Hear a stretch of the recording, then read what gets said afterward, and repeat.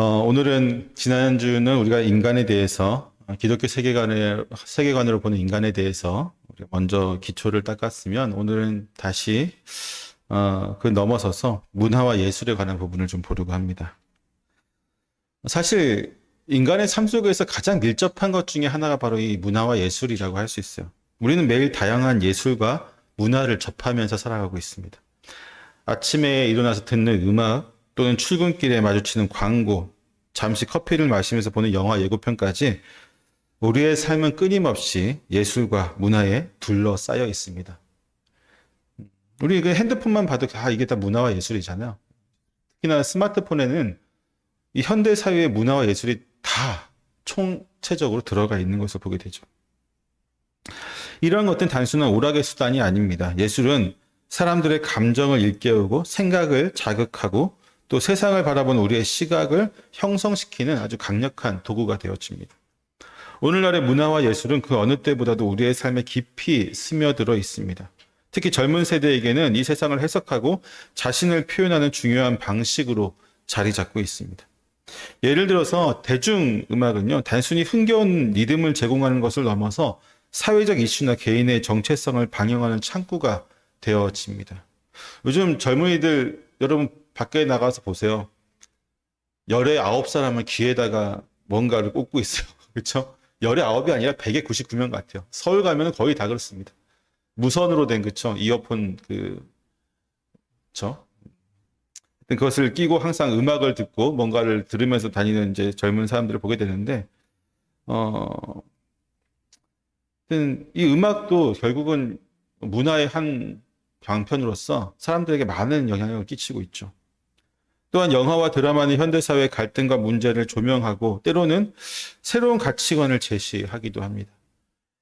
또 요즘 SNS를 많이 하는데 SNS에 공유되는 예술 작품은 전 세계를 하나로 연결시키고 각자의 고유한 문화와 경험을 표현하는 매개체도 되고 있습니다. 우리는 이처럼 예술과 문화가 개인의 삶에 막대한 영향을 미치는 그러한 세대를 살고 있고요. 또 이 문화는 세대와 세대를 연결시켜준 다리가 되고 있습니다. 지금만큼 많은 문화와 예술을 소비하는 시대를 본 적이 없는 것 같아요. 예전에는 문화와 예술을 누가 소비했을까요? 상류층들만 소비했어요. 과거에는 귀족들, 왕, 서민들은 하루 먹고 하루 사는 게 그냥 끝이에요. 어쩌다가 1년에 한두 번 나라에서 뭐 큰 축제다 하고 열어주면은 감지덕지였죠. 그렇지만 이제는 모든 사람이 다 자기가 원하는 문화와 콘텐츠들을, 예술들을 자기가 찾아서 자기가 소비하잖아요. 그렇죠? 우리는 지금 굉장히 큰 소비 시대, 문화와 예술의 소비 시대를 살고 있죠. 하지만 우리가 이렇게 소비하는 문화와 예술은 항상 긍정적인 면만을 보여주는 것은 아닙니다. 때로는 상업성과 소비주의가 예술의 본래 가치를 왜곡시키기도 하고 타락한 인간의 본성을 자극하는 도구로 사용되어지기도 합니다. 돈과 명예를 쫓는 일부 예술은 인간의 존엄성을 훼손하고 더 큰 혼란과 공허함을 불러일으키기도 합니다. 우리는 이 속에서 무엇이 진정으로 아름다운 것이며 무엇이 우리에게 유익한 것인지를 진정으로 고민해 볼 필요가 있습니다. 이러한 혼란 속에서 기독교는 우리에게 예술과 문화의 본래 목적과 가치를 상기시켜야 될 의미가 있습니다.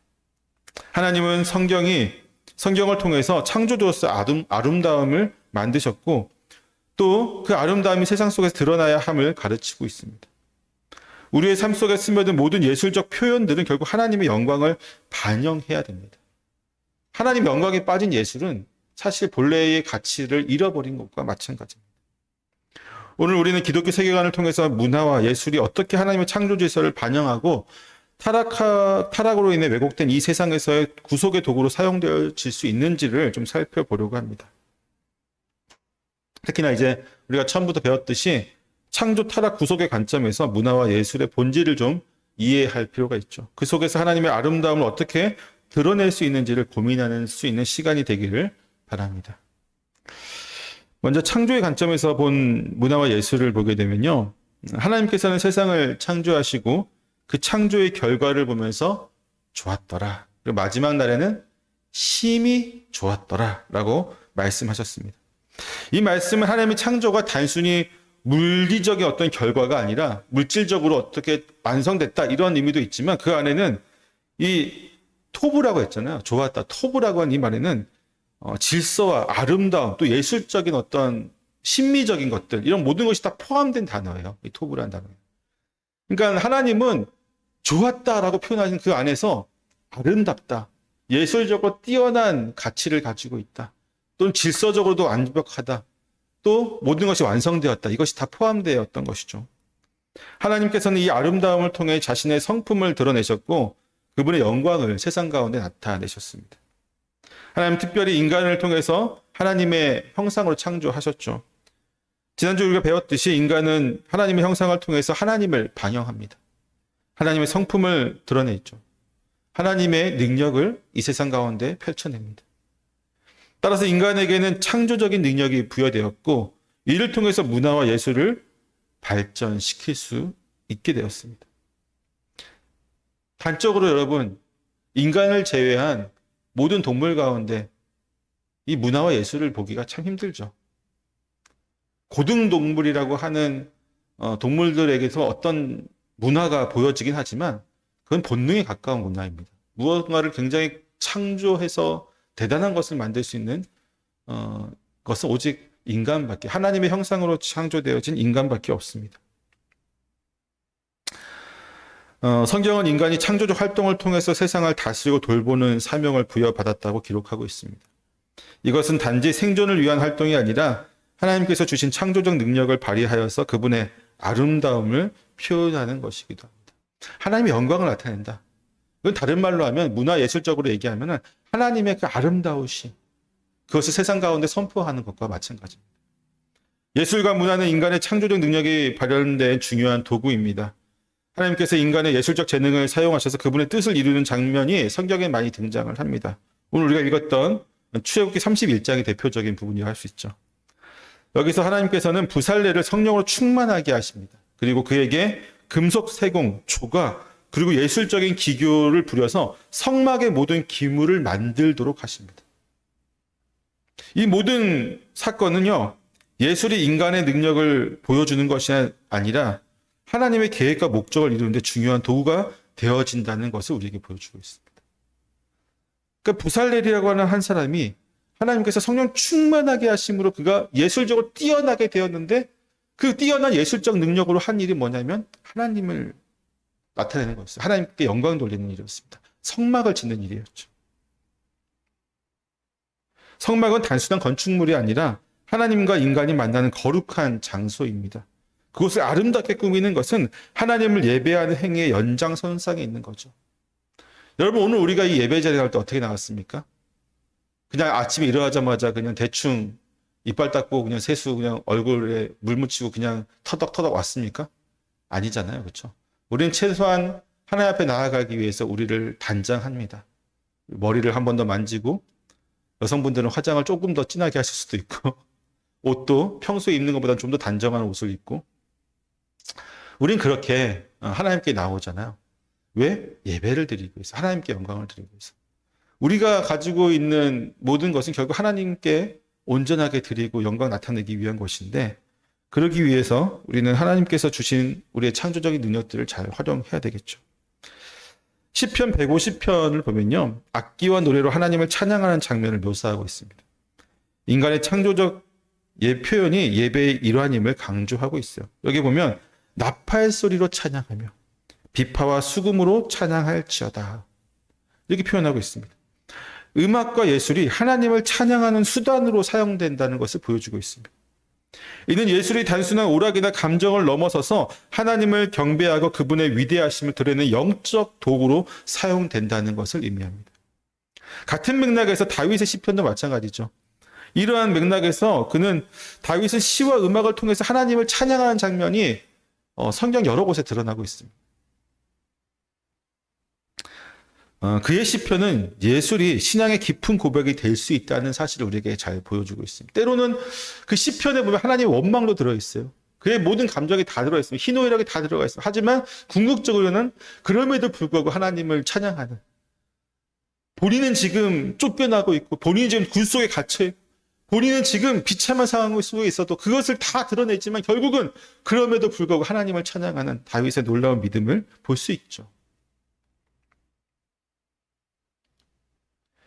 음악과 시가 예배의 한 형태로 들어졌으며 이는 오늘날에도 예배에서 음악과 예술이 중요한 역할을 하는 근거가 되어집니다. 또한 솔로몬의 성전 건축도 마찬가지입니다. 굉장히 큰 예술과 건축의 중요한 장면이죠. 성전 건축은 단순한 건축 행위가 아니라 하나님의 임재를 위한 거룩한 공간을 만들기 위한 예술적 활동이었습니다. 성전은 그 구조와 장식이 아름다웠으며 금과 보석과 귀한 나무들로 꾸며졌습니다. 심지어 하나님께서는 다윗이 그렇게 짓고 싶어 했던 성전을 못 짓게 하십니다. 다윗의 손에 많은 피가 묻었다는 이유 때문이죠. 솔직히 다윗의 믿음이 더 좋았을까요? 솔로몬의 믿음이 더 좋았을까요? 다윗의 믿음이 더 좋았을 거 아니에요? 제가 하나님이면 다윗의 믿음이 더 보고 다윗에게 시켰을 것 같은데 하나님 그렇게 하지 않았어요. 왜? 성전은 하나님이 임재하는 거룩한 장소이기 때문에. 어쩔 수 없다고 하지만 다윗이 피를 묻힌 건 어쩔 수 없는 거잖아요. 모든 상황이 다. 그럼에도 불구하고 하나님이 그에게 허락하지 않았을 만큼 성전은 하나님을 위한 귀한 예배의 장소고 때문에 인간의 모든 예술과 또 창의성과 아름다움이 다 표현되어야 하는 곳입니다. 하나님을 온전히 나타내기 위해서. 하나님을 향한 예배와 경외를 표현하는 수단이 되게 되어져야만 합니다. 이 장면을 통해 우리는 예술이 하나님을 경배하는 도구로 사용될 때 그 의미가 더욱 깊어진다는 것을 우리는 배울 수 있습니다. 이러한 성경의 다양한 예술적 표현을 통해서 우리는 문화와 예술이 단지 인간의 창조적 활동이 아니라 하나님을 찬양하고 또 그분의 성품을 반영하는 매우 중요한 수단임을 알 수가 있습니다. 오늘날의 예술도 그 속에서 하나님의 창조적 성품을 반영할 때에 진정한 목적을 찾게 됩니다. 우리는 우리의 예술적 표현을 통해 하나님께 영광을 돌리고 그분의 아름다움을 세상에 드러내는 사명을 감당해야 되죠. 많은 음악인들 가운데 크리스찬들 또는 예술을 하는 많은 크리스찬들이 자신의 활동을 통해서 하나님의 영광을 드러내려고 합니다. 물론 그렇지 않은 사람들도 있죠. 하지만 그들이 하나님의 영광을 드러내기 위해서 자신의 예술성, 자신의 문화적인 어떤 요소들을 활용할 때에 하나님은 그들과 함께 하시죠. 하나님 그들과 함께 하시고 그들과 함께 영광을 취하시는 것을 보게 됩니다. 가끔 그런 거 보면 좀 뿌듯하지 않아요, 여러분? TV에 나와서 유명하신 분이 이 모든 것을 다 하나님의 영광입니다. 본인이 상 받고 본인이 잘 된 건데 그 모든 것이 다 누구 때문이다? 하나님 때문이다라고 고백할 때 같은 그리스도인으로서 우리는 뿌듯함을 느끼게 되죠. 하지만 타락으로 인해서 이 문화와 예술 또한 많이 타락이 되었습니다. 하나님께서 인간에게 주신 창조적 능력은 문화와 예술을 통해 하나님의 영광을 나타내고 창조주의 아름다움을 반영하는 목적을 가지고 있지만 인간이 타락함으로 인해서 그 능력이 본래의 목적에서 많이 벗어나고 자신의 욕망을 채우고 우상을 숭배하는 데 사용하기 시작했던 것을 보게 됩니다.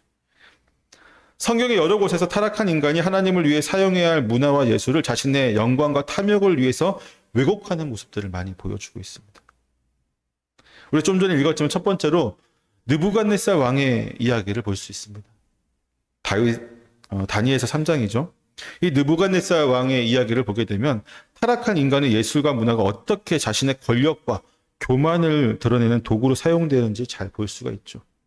다니엘서 3장에 등장하는 이 느부갓네살 왕은 자신을 나타내는 거대한 금신상을 만듭니다. 그 신상은 인간이 만들어낸 예술적 창조 중에 하나였고 누가 보기에도 웅장하고 아름다운 작품이었습니다. 그리고 그 작품을 전시해 놓은 그곳에 그는 당시 그가 사용할 수 있는 모든 악기들 다 동원해서 음악을 연주하게 하고 그 음악이 연주될 때에 모든 사람들이 그 신상 앞에 절하도록 명령하죠. 결국 그 아름다운 신상과 아름다운 조각품과 그 아름다운 모든 악기들의 소리는 우상을 숭배하는 느부갓네살 왕이라고 하는 인간을 신으로서 섬기게 만드는 도구에 지나지 않게 되는 것이죠. 여기서 우리는 예술이 하나님을 찬양하기보다 사람을 찬양하는 도구로 전락하는 모습을 보게 됩니다. 느부갓네살의 금신상은 단지 아름다운 장식품이 아닌 인간의 교만과 권력의 상징이 되어서 사람들로 하여금 인간을 신처럼 숭배하는 그런 수단이 되게 만들었습니다. 인간의 창조적 능력이 하나님의 영광을 드러내기 위해 본래의 목적에서 벗어나 자신을 높이는 도구로서 사용되었을 때 어떠한 일이 벌어지는지 잘 보게 되죠. 물론 이제 이후에 다니엘의 세 친구들은 절하지 않아서 풀무불에 들어가는 사건들이 등장하고 하나님께서 그곳에서 그들을 지키시는 것들이 등장하죠. 오히려 이 사건을 통해서 하나님 영광이 더 드러나게 되는. 하지만 그건 하나님이 하신 일이고요. 하나님이 하시기 전에 인간은 항상 이 문화와 예술이라는 것을 오직 자신만을 위해 사용할 때 더 기뻐하는 것을 보게 됩니다. 신약에서 한 가지 예를 더 볼까요? 사도 바울이 경험했던 아테네와 에베소에서 일들이 대표적인 예라고 할 수 있는데, 사도행전 17장에서 바울이 아테네에서 철학자들과 논쟁을 벌이게 됩니다. 아테네는 당시 문화와 예술의 중심지였고 많은 신들의 조각상들과 예술 작품들이 곳곳에 세워져 있었습니다. 아테네 사람들은 수많은 신들을 섬기면서 그들이 만든 아름다운 조각상과 예술적 작품들을 통해서 그 신들에게 예배하고 있었죠. 예술과 창조적 능력은 그 자체로 아름다운 것이었지만 그 목적이 하나님을 경배하는 것이 아닌 정말 우상들에 향하고 있는 것을 보게 되었습니다. 때문에 바울은 이렇게 얘기하죠. 심지어 그곳에 있는 것 중에 알지 못하는 신에게라고 하는 그 비석을 보면서 너희가 그 알지 못하는 신을 내가 소개하겠다라고 하는 전도를 하게 됩니다. 그렇지만 아테네 사람들은 자신들이 만든 예술과 조각상들에게 더 큰 의미를 두고 있습니다. 이처럼 예술과 문화가 하나님을 찬양하는 도구가 되지 못하고 오히려 인간의 잘못된 신념을 강화하는 수단이 될 수 있는 것이죠. 타락한 인간은 이 예술을 통해서 거짓된 신을 섬기고 그것을 숭배하는 데 자신의 재능을 낭비하는 것입니다. 에베소에서도 비슷한 일이 벌어졌습니다. 사도행전 19장에 보면요. 아르테미스 신전으로 유명한 도시였는데 수많은 예술가와 상인들이 신전을 중심으로 모여 경제 활동을 하며 이익을 취하고 있었습니다. 특히나 아르테미스 신전을 위한 은으로 된 조각상들을 많이 만들었고 이는 예술을 넘어서 경제적 탐욕과 결부된 것을 보게 됩니다. 바울이 복음을 전하면서 사람들 회심을 시키자마자 이것도 영향을 받게 됩니다. 어떻게 되죠? 이 인간이 만든 모든 것들은 다 우상이다라고 바울이 전도를 할 때 그렇게 설교를 하니까 이 아르테미스 신전을 중심으로 이익을 취하던 은세공업자들, 즉 아르테미스 여신을 은으로 조각했던 많은 그 세공업자들이 크게 반발을 하게 됩니다. 이들은 이걸로 풍족한 생활을 하고 있었는데 결국은 이것이 다 우상이 되어지고 값어치 없게 되는 것으로 여겨지면은 자신들의 생업이 위태롭게 되잖아요.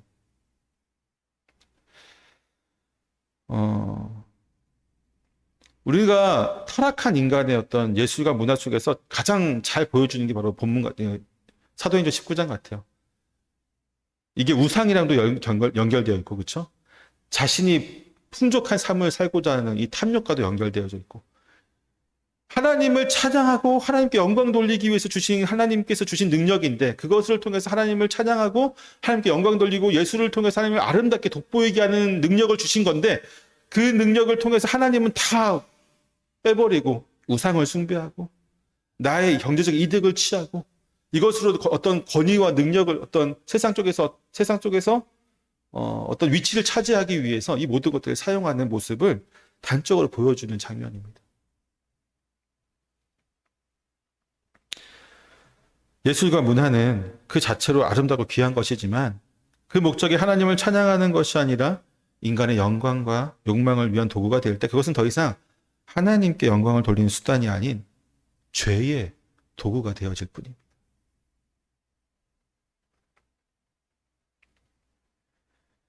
이렇게처럼 타락한 인간은요, 하나님을 찬양하고 섬기기 위해 주신 문화와 예술을 자신을 높이고 자신의 목적을 섬기기 위한 수단으로 계속해서 변질시키고 또 발전시켜가는 것들을 보게 됩니다.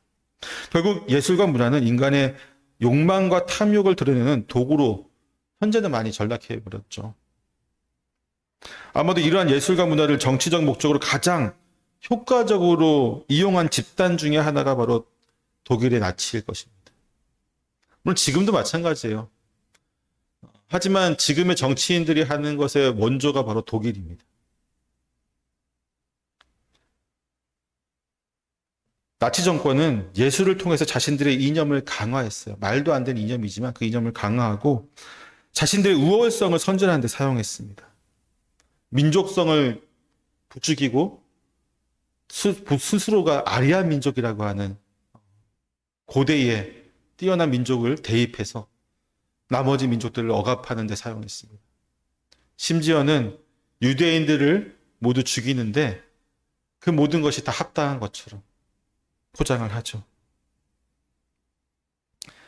동시에 자신들의 이념에 맞지 않는 예술을 억압하고 금지하는 방식으로 퇴폐적이라는 이름 아래서 예술의 다양성을 다 제한하고 탄압했습니다. 이러한 상황 속에서 예술은 본래의 창조적 목적을 잃어버리고 인간의 교만과 이념을 강화하는 도구로 전락하고 말았죠. 오늘날에도 마찬가지예요. 정치인들 한 명도 빼놓지 않고 전부 다 마찬가지입니다. 선거할 때 항상 뭐 틀어놔요? 대중가요 틀잖아요. 그렇죠? 대중가요에다 가사만 바꿔가지고 온 사방에서 지나갈 때마다 선거 기간에는 다 들려요. 계속. 여기서는 뭐 트로트로에다가 여기서는 뭐 댄스 가요에다가 다 가사만 바꿔가지고 자신들을 선전하는 데 사용하죠. 심지어는 여러 가지 방송에 나와서 그렇게 또 하고 있습니다.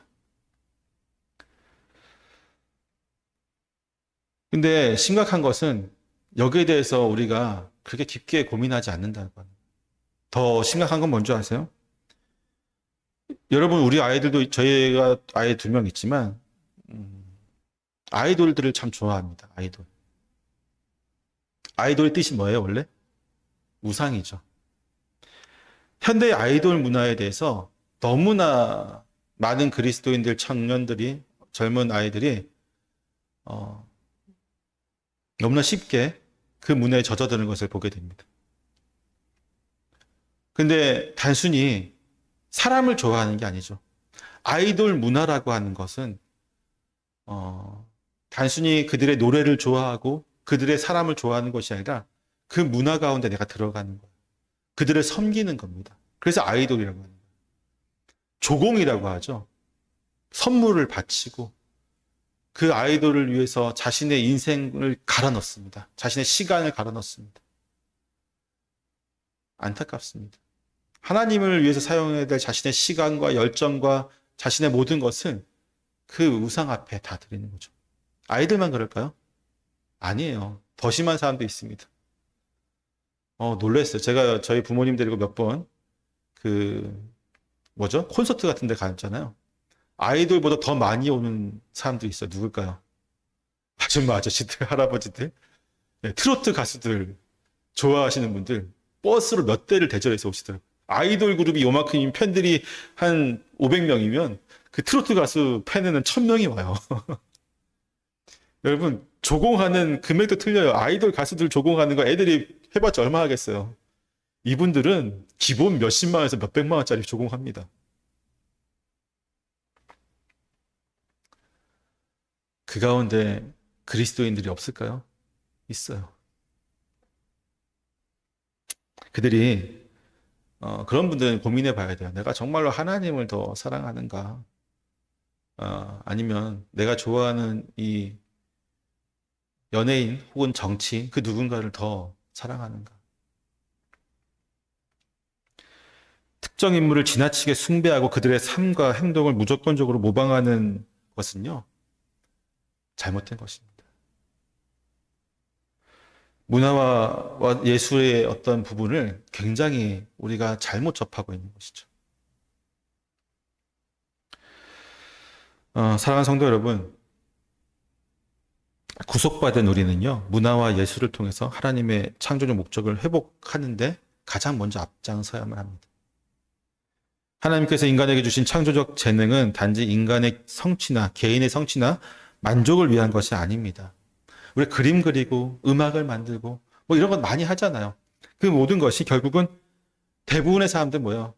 나의 어떤 만족 또는 아까도 얘기했듯이 자신의 경제적 이익 또는 자신의 어떤 성취욕 또는 그것을 통해서 얻을 수 있는 어떤 부가적인 여러 가치들 그런 것을 위해서 예술을 다 사용한단 말이죠. 하지만 그리스도인들은 그렇게 해서는 안 됩니다. 물론 그것을 완전히 배제할 수는 없겠죠. 가수가 노래로 먹고 사는 건 뭐 다른 방법이 없잖아요. 하지만 그 첫 번째 목적은 두 번째 목적에 어떤 경제적 이익이 있다고 한다면 항상 첫 번째 목적에는 하나님을 나타내는, 하나님의 영광을 나타내는 것. 그분을 아름답게 선전하는 것. 그게 먼저가 돼야 돼. 때문에 최근에 저희가 좀 눈여겨보는 가수가 몇 명 있는데 단순히 그냥 시상식에 나와서 하나님께 영광을 돌린다 그 정도로 얘기하는 것이 아니라 그들의 어떤 가사에 하나님에 대한 복음의 내용이 분명히 들어간 것을 보게 됩니다. 대중가요인데 자신이 이렇게 된 것은 하나님 때문이다. 뭐 이런 것들을 막 가사에 다 집어넣어. 그럴 때 참, 이 사람은 다른 부분을 내가 잘 모르지만 적어도 예술, 그가 하고 있는 이 대중 음악을 통해서 그가 하나님의 영광을 드러내려고 하고 있구나라는 것을 분명하게 느껴져요. 그래서 인성이나 이런 건 잘 모르겠어요. 제가 뭐 그 사람을 아이돌처럼 좋아하는 것도 아니고 뭐 파본 것도 아니니까. 하지만 그 가사를 통해서 하나님 앞에서 그가 어떠한 신앙의 자세를 가지고 있는지가 분명히 보여진다고 하는 것이죠. 아까도 읽었지만 출애굽기 31장에서 하나님께서는 성막을 지을 때 부살렐에게 주신 특별한 예술적 능력이 있었습니다. 이것은 단순한 기술이 아니라 하나님의 영광을 나타내는 데 사용된 재능이었죠. 우리는 이렇게 예술을 통해서 하나님의 아름다움과 거룩함을 세상에 드러내야만 합니다. 어떤 얘기냐면요. 단순히 우리는 뭐 여기에 해당 안 될 수 있지만 예술가라든지 아니면 뭐 뛰어난 어떤 문학가라든지 뛰어난 어떤 연예인이라든지 우리 가운데 없잖아요. 그러니까 나는 여기에 상관없습니다라고 생각할 수가 있지만 그게 아니에요. 여기에는 우리의 모든 재능이 다 포함되어집니다. 여기서 우리 어떤 성도분들은 물건을 되게 잘 고치시고 만지시는 분들이 있고 어떤 분들은 개인적인 취미이긴 하지만 글씨를 잘 쓰시는 분들도 있습니다. 또 어떤 분들은 그림도 잘 그리시기도 하시고 또 어떤 분들은 노래를 잘 부르시기도 하시고 다 각자의 재능이 있잖아요. 그러니까 그 모든 재능을 단순히 나를 위해서만 쓰지 말라는 거예요. 당연히 나를 위해 쓸 때가 많이 있지만 적어도 우리가 그것을 어떻게 해서 하나님의 영광을 위해서 한 번이라도 쓸 기회가 있다면 자원하는 마음으로 좀 쓸 수 있는 그런 저와 여러분이 되시기를 축원합니다. 또한 예술과 문화는요, 하나님의 구속을 증거하는 도구가 되어져야만 합니다. 우리의 삶 속에서 표현되는 모든 예술적 활동은 단지 미적인 감동을 주는 것을 넘어서서 하나님께서 베푸신 구속의 은혜를 증거하는 수단이 되어져야만 합니다. 시편 96편은 우리에게 새 노래로 여호와께 노래하라고 권면하고 있습니다. 우리의 창조적 표현이 하나님의 구원을 노래하고 세상에 그분의 놀라운 구속을 선포하는 도구가 되어질 때 그것은 단순한 작품을 넘어서 영혼을 살리는 도구가 되어집니다.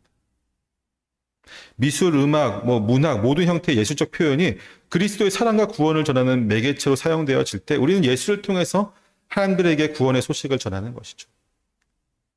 참 안타까운 사실은 우리가 암흑시기라고 얘기하는 중세 시대의 모든 예술은 다 하나님을 표현하는 것이었습니다. 아이러니하죠?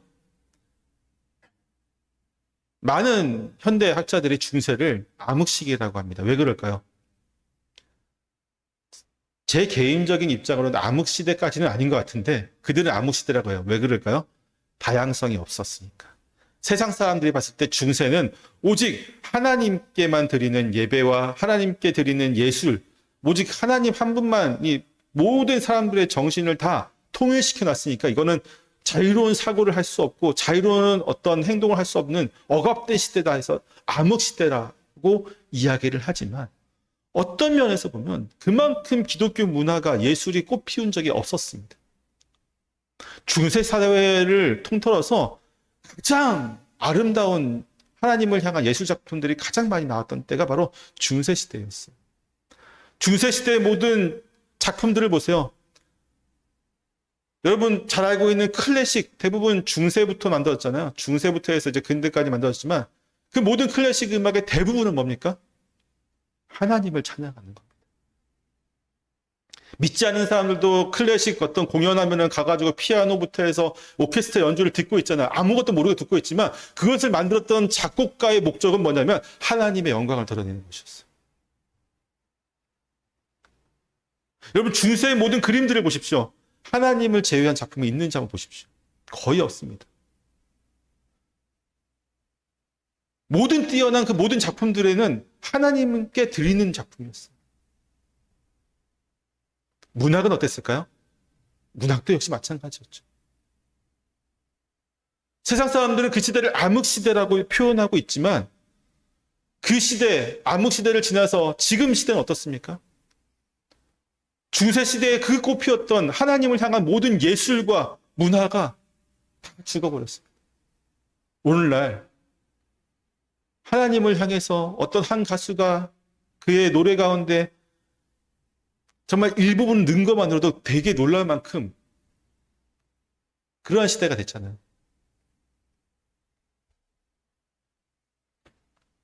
오히려 대중 가수가 특정 종교를 향해서 찬양하는 모습을 보이면 대중들에게 문매를 맞는 이상한 세대가 됐습니다.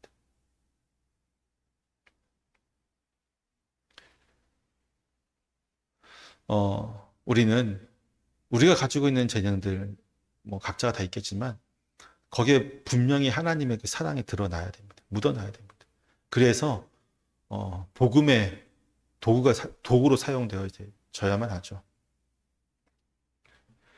세 번째로 예술과 문화는요, 또한 우리가 세상 속에서 하나님의 사랑을 실천하는 방편이 되어져야만 합니다. 하나님은 우리의 재능을 단지 우리 자신을 위한 것이 아니라 세상을 섬기고 이웃을 사랑하는 데 사용되어지길 원하십니다. 예술은 그 자체로 강력한 메시지를 담아내는 도구인데 베드로전서 4장 10절을 보게 되면요, 각 사람이 받은 은사를 사용해서 서로 봉사하라고 우리에게 말씀하고 있습니다. 어떻게 하라고? 서로 봉사하라. 우리의 예술적 재능은 하나님께서 이 세상에 주신 축복이자 그분의 사랑을 사람들에 전하는 수단이 되어집니다. 우리가 예술을 통해서 타락한 세상에 하나님의 사랑과 진리를 반영할 때 그분의 구속사역은 우리의 일상 속에서 더욱 생생하게 드러나게 되는 것이죠. 결국 예술과 문화는요, 하나님을 예배하고 그분의 영광을 드러내기 위한 도구로 사용되어야만 합니다. 우리는 우리의 재능과 창의성을 통해서 하나님의 선하심을 세상에 비추며 구속받은 자로서 그분의 사랑을 실천해야 되죠. 예술은 더 이상 인간의 교만과 욕망을 드러내는 수단이 되어서는 안 됩니다. 다른 말로 하면은 더 이상 문화와 예술과 이 부분을 저들에게 빼앗기면 안 돼요. 아까도 얘기했지만 중세 시대에는 모든 문화와 예술을 주도했던 게 교회입니다. 중세 이후에, 르네상스 이후에 점점 더 이 영역을 조금씩 뺏기다가 지금은 다 뺏겼어요. 지금은 진짜 거의 다 뺏겼습니다. 대중문화 가운데 하나님에 대해서 그 무엇도 나타내는 것은 오히려 금기시되어질 정도로 희한한 시대를 우리가 살고 있죠. 찾아와야 됩니다. 그래서 저는 좀 제가 예전에 청년들 또 중고등부 사역할 때 항상 그 친구들에게 했던 얘기가 중에 하나가 뺏어오자는 거였어요. 문화를. 우리가 문화를 주도할 수 있는 부분. 찾아올 수는 없겠지만 적어도 어느 한 영역에서 너희들이 뛰어난 재능을 발휘해서 그 부분에서만큼은 우리가 이 문화를 주도할 수 있도록 좀 뺏어오자. 그것이 무엇이 됐든 음악이 됐든 문학이 되었든 미술이 되었든 잘 모르겠지만 어느 한 부분을 우리가 다시 찾아와야 되지 않겠느냐라고 항상 강조했던 기억이 납니다. 사랑하는 성도 여러분, 문화와 예술은 나와 먼 것이 아닙니다. 나와 관련이 없는 게 아니에요. 왜 그렇습니까? 단지 우리가 문화와 예술을 통해서 밥 벌어먹고 있지 않다는 뿐이지 우리는 매일 그것들을 접하고 있기 때문이죠. 근데 여러분, 그것이 중요한 이유는 우리가 매일 접하는 그 예술과 문화가 하나님을 찬양하는 것이 아니란 얘기예요. 그러니까 다른 말로 하면 이 세상을 찬양하고 세상의 어떤 이익을 추구하고 사단의 어떤 메시지가 담아있는 그 대중적인 것을 우리가 많이 접하고 더 많이 소비할수록 우리는 하나님과 동떨어진 삶을 더 많이 살아간다는 것의 어떤 반증이 되기도 합니다. 적당히가 좋은 거죠, 적당히. 소비하지 말라는 게 아니에요. 음악을 싫어하라. 대중음악은 다 귀를 닫고 있어라. 대중음악, 드라마 같은 다 보지 마라. 이게 아니에요. 소비할 수 있죠. 그렇지만 그거 하는 것만큼 우리는 과연 얼마나 하나님을 찬양하고 하나님의 영광을 나타내고 하나님의 구속을 드러내는 그러한 문화를 소비하고 있는지를 비교해 보자는 거죠. 적어도 5대 5까지는 아니더라도 19대 19대 1 정도 이상은 돼야 되지 않을까, 적어도. 최소한. 우리가 대중문화를 5시간, 6시간 소비했다면 하나님을 향해서는 1시간 이상 또 사용할 수 있는 그런 우리가 되어지면 좋겠습니다. 또한 우리가 가진 재능으로 그것이 무엇이 되었든 하나님의 사랑과 영광과 또 하나님의 구속사역에 사용되어질 수 있는 저와 여러분의 달란트가 되어졌으면 좋겠습니다. 기도하겠습니다.